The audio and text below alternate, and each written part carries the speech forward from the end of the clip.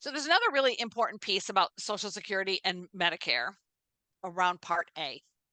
And what happens is when you enroll in Social Security, unbeknownst to you, you also have triggered Part A to turn on. Remember the dancing duo? Mm. We pay FICA in together and they come out together. But you can claim Social Security as early as 62, but you cannot get Medicare until the month of your 65th birthday. Yeah. So what happens is if you claim at 62, 63, 64, all the way up to 64 in 9 months, so right before your 65th birthday, you can, big reduction, but you can do it. But what will happen is automatically you will be enrolled in A and B of Medicare. And A and B will become effective the first day of the month that contains your 65th birthday.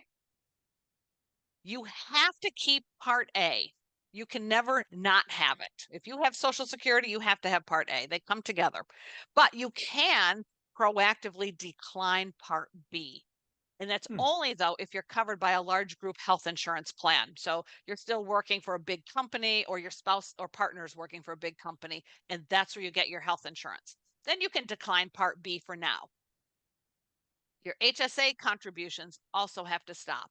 If you have an HSA that you're funding, you need to stop that the month before your 65th birthday month because Part A is going to turn on, and you can never contribute to an HSA when you have any part of Medicare turned on.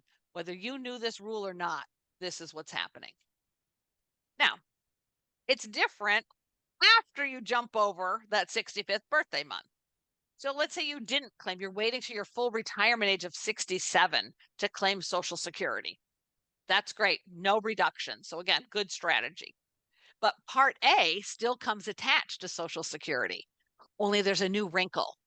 It doesn't start the month of your 67th birthday, your full retirement age month.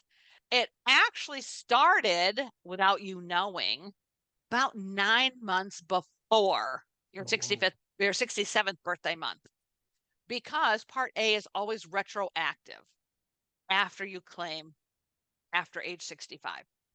So this is kind of a nightmare that nobody knows about this rule. They blow up their HSA contributions for the year. It's just this constant source of frustration for people. And Congress just has not fixed this. That's why, because we have different laws that govern different things, and when HSA started, they didn't make the connection between Part A retroactiveness. So just know when you wait to claim Social Security, your Part A will start automatically and not the date you think it does. It starts much earlier. So, something to keep in mind. It's all complicated when it comes to these programs.